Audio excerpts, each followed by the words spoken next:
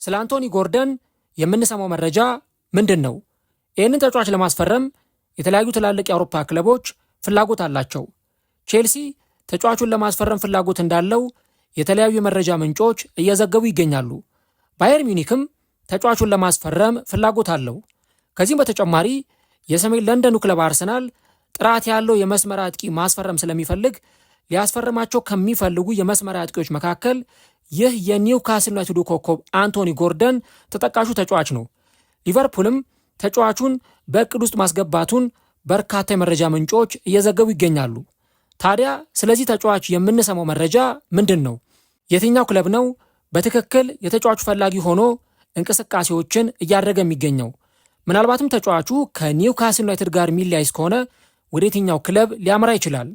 እነዚህንና ሌሎች ጉዳዮችን እስከ ቪዲዮ መጨረሻ ድረስ ከእኛ ጋር አብራችሁ ከቆያችሁ የምንነግራችሁናል። ሰላም ጤና ይስጥልን። የተወደዳችሁና የተከበራችሁ ውድ የቻናላችን ተከታታዮች እንዴት ናችሁልን? እግዚአብሔር ይመስገን እኔ በጣም ደህና ነኝ። የምትገኙት አራዳ ሜዳ ኦፊሻል ዩቲዩብ ገጻችን ላይ ነው። ለቻናሉ አዲስ ከሆናችሁ እንኳን ወደ ቻናላችን በሰላም መጣችሁ።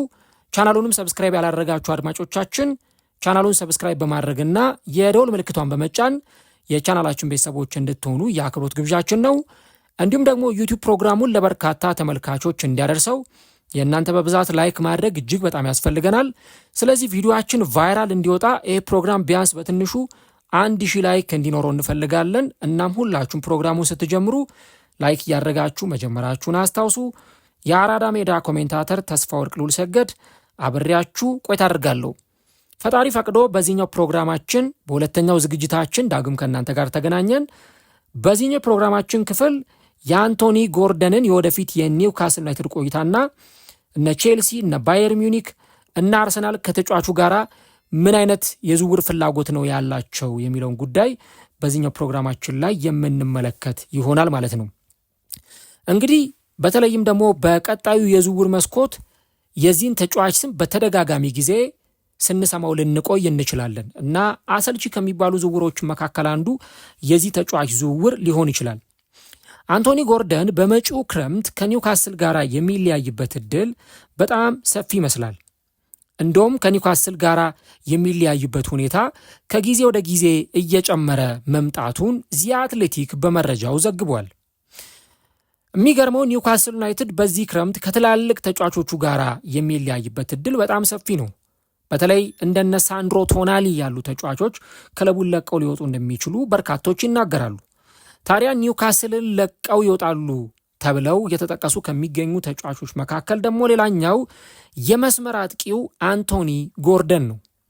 አንቶኒ ጎርደን በኒውካስል እጅግ በጣም አስገራሚ ጊዜያትን እያሳለፈ የሚገኝ ተጫዋች ነው። ፈጣን ነው፣ ጎሎችን ማስቆጠር ይችላል፣ ተጫዋቾችን በብቃት መቀነስ ሸውዶ ማለፍ ይችላል እና ደግሞ በጣም ጥራት ያለው የመስመር አጥቂ ነው። የሚጫወተው ደግሞ ኒውካስል ዩናይትድ ውስጥ መሆኑን ማሰብ ይኖርብናል። ይህ ተጫዋች ምናልባት ከፍ ባለ ክለብ ደነ ቼልሲ፣ አርሰናል ባሉ ክለቦች ውስጥ ቢጫወት ደግሞ ምን አይነት ብቃት ሊኖረው እንደሚችል ግምቱን ለእናንተ ተውኩት እና እንግዲህ ይህ ተጫዋች 25 ዓመቱ ላይ ነው የሚገኘው። ገና ወጣት ተጫዋች ነው እና እርሱን ለማስፈረም አሁን እነ ባየር ሚዩኒክ፣ ቼልሲ ከፍተኛ ፉክክር እንደሚያደርጉ እየተገለጸ ነው። እንግዲህ ኢሳቅ ወደ ሊቨርፑል ማምራቱ ያቆሰላቸው የኒውካስል አንዳንድ ደጋፊዎች ክለባቸው በሁሉም ውድድሮች ከፍተኛ ግብ አስቆጣሪ የሆነውን ተጫዋች ለመሸጥ ለምን በቁም ነገር እንደሚያስብ ጥያቄ እያነሱ ነው። ለምንድን ነው የተጫዋች የሚሸጠው? በክለብ ውስጥ አንድ ጥሩ ፐርፎርማንስ አላቸው ተብለው ከሚጠቀሱ ተጫዋቾች አንቶኒ ጎርደን ተጠቃሹ ነው። ታዲያ ይህ ልጅ ለምንድን ነው ክለቡ ለመሸጥ እያሰበ ያለው የሚል ጥያቄ በኒውካስል ዩናይትድ ደጋፊዎች በኩል ይነሳል። መጀመሪያ ወደ ሌሎቹ ክለቦች ፍላጎት ከማምራታችን በፊት የምር ተጫዋቹ ይለቃል ወይስ አይለቅም፣ ኒውካስልስ ለምን ተጫዋቹን ከክለቡ ሊለቀው ይችላል የሚለውን ነገር እንመልከት። እንግዲህ የኒውካስል አመራሮች የተጫዋቾችን ሽያጭ ጉዳይ እንደ መደበኛ ነገር ማየት ይፈልጋሉ። በተለይም ደግሞ ተጫዋቾች ከፍተኛ የገበያ ዋጋ ላይ ሲደርሱ ወይም ወደ ክለቡ ከመጡ በኋላ በዛ ክለብ ውስጥ ያላቸው አገልግሎት ከፍ እያለ ሲመጣ የማርኬት ቫልዩአቸው ሲጨምር ያላቸው ተፈላጊነት እየጨመረ ሲመጣ ከዛ በኋላ ያንን ተጫዋች ወደ ሌላ ክለብ በመሸጥ ከዛ ተጫዋች ሁነኛ የሆነ ትርፍ የሚያስገኝላቸው ከሆነ ያንን ነገር ከማድረግ ወደ ኋላ እንደማይሉ ነው በርካቶች የሚናገሩት። እንግዲህ ተጫዋቹ ወደ ኒውካስል ዩናይትድ ሲመጣ በ45 ሚሊዮን ፓውንድ የመነሻ ዋጋና በተጨማሪ የጉርሻ ክፍያ ዋጋ ነው ይህንን ክለብ የተቀላቀለው ማለት ነው። እንግዲህ ክለቡን የተቀላቀለበትን ዋጋ ተመልከቱና አሁን ደግሞ ከዚህ በኋላ በሚመጣው ጊዜ በተለይ እሱን የሚፈልጉ ክለቦች ተጫዋቹን ለማስፈረም ምን ያህል ገንዘብ ሊያቀርቡ እንደሚችሉ ማሰብ ነው እንግዲህ እና ኒውካስል ዩናይትድ በተለይ ደግሞ ይህንን ተጫዋች ለማስፈረም ሌሎች ክለቦች በሚያደርጉት ሩጫ ውስጥ ከፍተኛ ገንዘብ እንደሚያገኙ ያምናሉ። ከዛ እንደውም ሌላ ተተኪ ተጫዋች ገበያው ላይ አፈላልገው እንደሚያስፈርሙ ነው ኒውካስሎች የሚያስቡት። በባለፈው ወር የክለቡ ዋና ስራ አስፈጻሚ ዴቪድ ሆፒንክሰን እንደተናገሩት ኒውካስል በዚህ ጊዜ በዝውውር ወቅት ላይ ተጫዋቾችን በመሸጥ ረገድ ንቁ ወይም ፕሮአክቲቭ የሆነ አቀራረብን ይከተላል ብለዋል። ይህ ደግሞ ክለቡ አሌክዛንደር ኢሳቅ አይሸጥም በማለት ለወራት ሲከራከር ከነበረበት ያለፈው ዓመት አቋሙ ፈጽሞ የተለየ ነው። ባለፈው ዓመት እንግዲህ አሌክዛንደር ኢሳቅ ክለቡን ለቆ እንዳይወጣ ያልተደረገ ጥረት የለም። ተጫዋቹን ለመቅጣት ሞከሩ፣ ተጫዋቹን ለማገድ ሞከሩ፣ ለብቻው ልምምድ እንዲያደርግ ተደረገ። መኖሪያ ቤቱን ረሱ ሁሉ ሄደው ተጫዋቹን ለማሳመን ሲሞክሩ ነበረ እና በጣም ተጓቶ መሄዱ ላይ ቀር ረጅም ጊዜ የፈጀ ዝውውር ነበረ። አሁን ታዲያ እንደ ጎርደን ያሉ ተጫዋቾችን በጥሩ ዋጋ መሸጥ በቡድኑ ውስጥ የሰፊ የተጫዋቾች ለውጥ ለማድረግ የሚያስፈልገውን በጀት ለማግኘት ይረዳል። ኤዲ ሃው በአሰልጣኝነት ቀጠለም አልቀጠለም በክለብ ውስጥ ከፍተኛ የተጫዋቾች ለውጥ እንደሚኖርና የመጀመሪያው ቋሚ 11 ላይ በተለይ ከፍተኛ ማሻሻያ እንደሚደረግበት ይታወቃል። ምርጥ ተጫዋቾችን መሸጥ ሆፒንክሰን እንደሚገልጹት ኒውካስልን እስከ 2030 ድረስ በፕሪሚየር ሊጉ ተፎካካሪ የማድረግ ካለው ቪዥን ይሄ ቪዥን 2030 ብለው የሚጠሩት እቅድ አለ።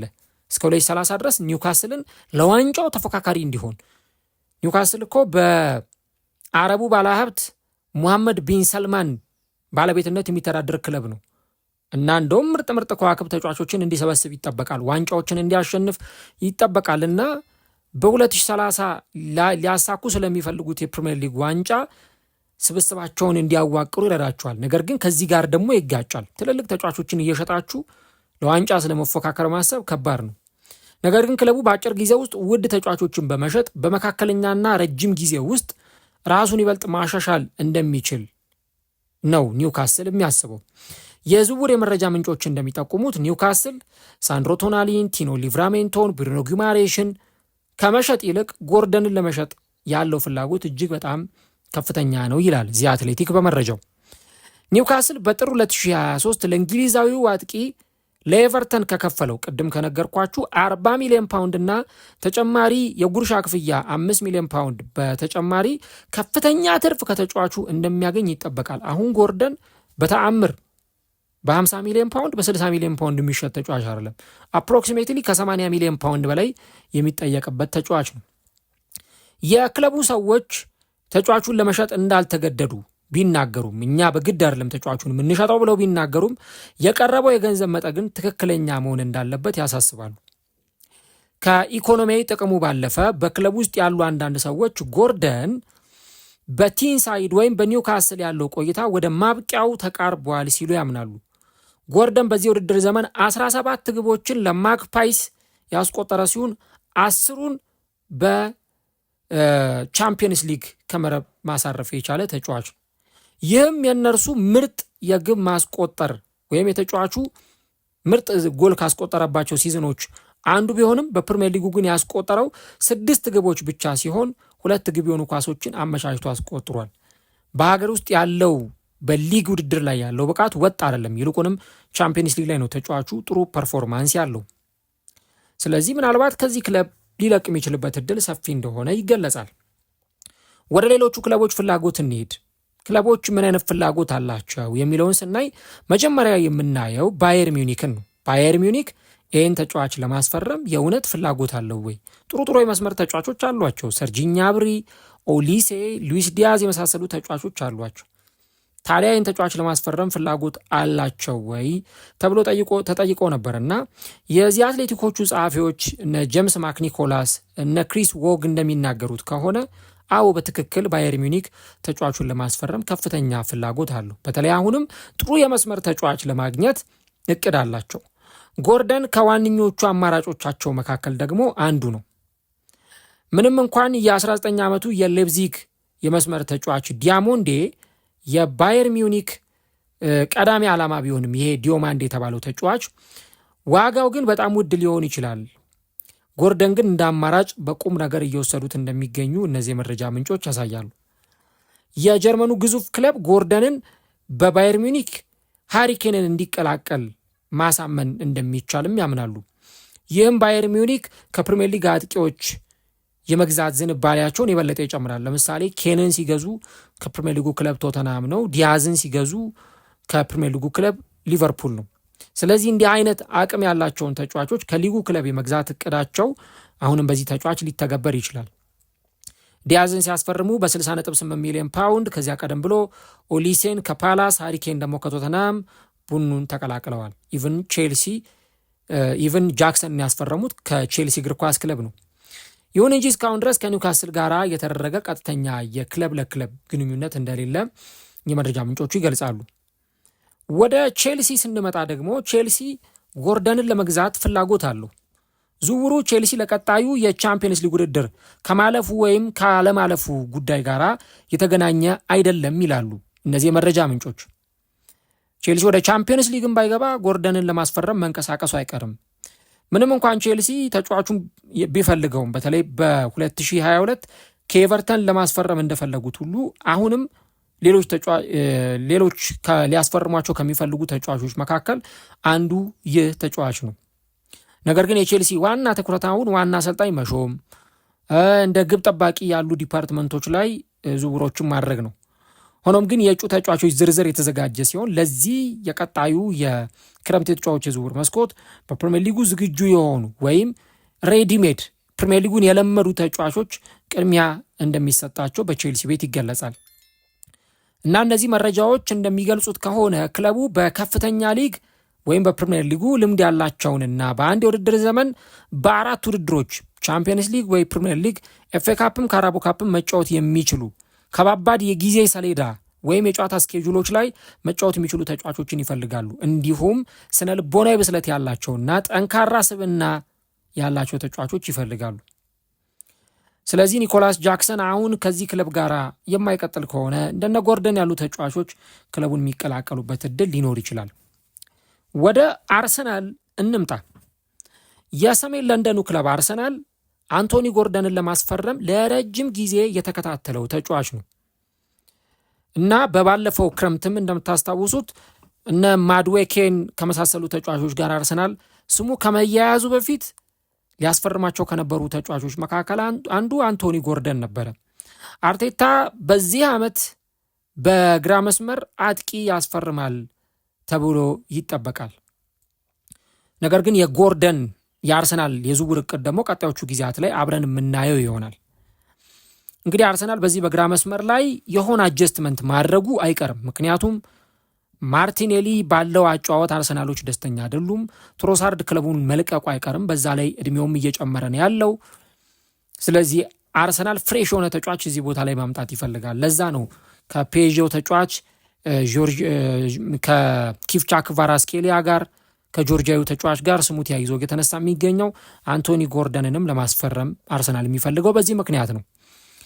የእርሱ ፍጥነትና በተለያዩ ቦታዎች ላይ እንደ 9 ቁጥርም መጫወት ይችላል፣ በግራ መስመር ላይ መጫወት ይችላል እና እንደ ትልቅ ጥንካሬ ደግሞ የሚታይ ይሆናል። ከዚህ በተጨማሪ ግን እድሜውና ካለው ብቃት አንጻር የሚጠየቀው ዋጋ ለአርሰናል እጅግ በጣም ከፍተኛ ዋጋ ሊሆን እንደሚችል ይጠበቃል ማለት ነው። ሊቨርፑልም የተጫዋቹ ፈላጊ መሆኑ ግልጽ ነው። ሊቨርፑል ከዚህ ቀደም ተጫዋቹን ለማስፈረም ፍላጎት ነበረው። በሰኔ 2024 ኒውካስል የፋይናንሻል ደንቦችን ወይም ፔሳር ለማሟላት ሲቸገር ጎርደንን ለልጅነት ክለቡ የመሸጥ ሐሳብ ቀርቦ ነበረ።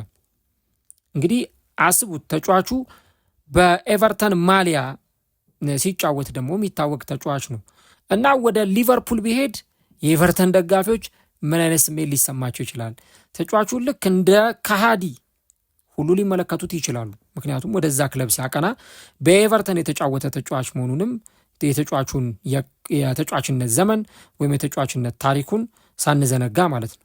ነገር ግን ደግሞ ተጫዋቹ በሊቨርፑል ገና በልጅነቱ የሆነ የመጫወት ጊዜ እንደነበረው ማንሳት አስፈላጊ ጉዳይ ይሆናል። ስለዚህ ወደዛ ክለብ ሊሄድ የሚችልበትም እድል አለ።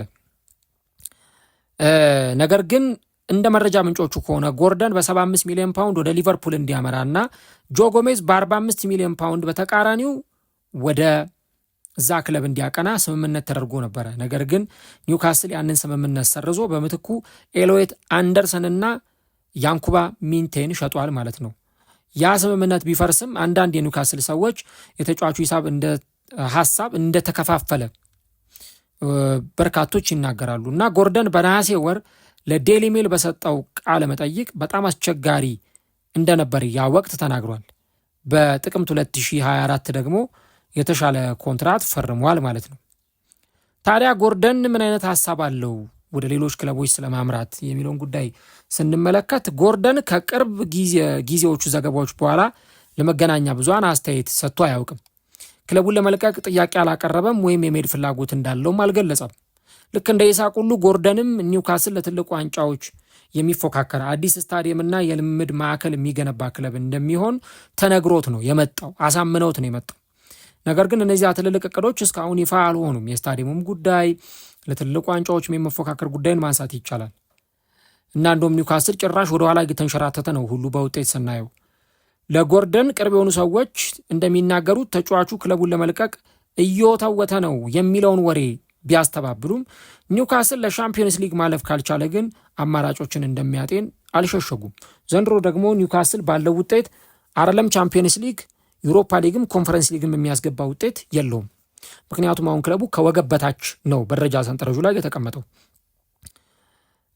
ከዚህ በተጨማሪ ደግሞ ኒውካስል በበኩሉ የጎርደን ጉዳይ ከመልቀቅ ፍላጎት ጋር የተያያዘ ነው የሚለውን መረጃ ውድቅ ያደረገ ሲሆን ኤዲሃውም አንቶኒ ጎርደን ጉዳት ላይ መሆኑ 100% እርግጥ ነው የሚል አስተያየት ሰጥቶ ነበረ። ጎርደን በየካቲት ወር በአርሰናል እንደሚፈለግ እና ስለዚህ ጉዳይ ምን እንደሚል ተጠይቆ ሲመልስ ሁልጊዜ የሚወራው ወሬ ወሬ ነው፣ ምንም የሰማሁት ነገር የለም። እኔን ከሚነግሩኝ በፊት ለእናንተ ለሚዲያዎች ሊነግሯችሁ ይችላሉ። ስለዚህ ሁሉንም የዝውውር ወሬዎች በጣም ይሄ ማይረቡ ከንቱ ወሬ መሆናቸውን አውቃለሁ የሚል ምላሽ ሰጥቶ ነበረ እና ተጫዋቹ ከተለያዩ ክለቦች ጋር ስሙ ተያይዞ መነሳቱ ከዚህ በኋላም አይቀሬ ጉዳይ ሊሆን ይችላል። አሁን የትኛውን ክለብ ነው የሚቀላቀለው ነው እንደተባለው ባየር ሚዩኒክ፣ አርሰናል፣ ቼልሲ ወይስ ሊቨርፑል የትኛውን ክለብ ይቀላቀላል የሚለው ካላነሳም በስተቀር ይህ ተጫዋች መልቀቅ አይቀሬ ነው እና ቅድም እንዳልኩት ከፍተኛ ታርጋ ወይም ደግሞ ከፍተኛ የማርኬት ቫሊዩ ገንዘብ ተጫዋቹ ላይ ሊለጠፍበት እንደሚችል በጣም ማንሳት የሚገባ ጉዳይ ይመስለኛል። ለማንኛውም እንግዲህ አንቶኒ ጎርደንን በተመለከተ ወቅታዊውን ጉዳይ ለማንሳት ያክል ነው። እናንተ ስለዚህ ተጫዋች ምን ትላላችሁ? ስለ ተጫዋቹ ብቃት ከዚህ በተጨማሪ ወዴት ቢያቀና ይሻላል ትላላችሁ? አርሰናል፣ ቼልሲ ወይስ ወደ ሌላ ክለብ? እንግዲህ ኮሜንት ላይ ሀሳቦቻችሁን አጋሩን። ኒውካስል ግን ያው በተለይ ደግሞ ትልልቅ ተጫዋቾችን ሲሸጥ ማየታችን አይቀርምና ከነዚህ ከሚሸጣቸው በጣም ትልልቅ ፖቴንሻል ካላቸው ተጫዋቾች መካከል ደግሞ አንደኛው ይሄ አሁን እያነሳ ነው የምንገኘው ተጫዋች መሆኑን ለማንሳት ያክል ነው። አድማጮቻችን እንግዲህ ቀጣይ በክረምቱ የዝውውር መስኮት የዚህን ተጫዋች ስም ከሌሎች ክለቦች ጋር ተያይዞ በተደጋጋሚ ጊዜ ሲነሳ መስማታችን አይቀርም። የትኛው ክለብ ተጫዋቹን ያስፈርመዋል? እንግዲህ ቀጣዩ የዝውውር ጊዜ ደግሞ ለዚህ ምላሹን የሚሰጥ ይሆናል ማለት ነው።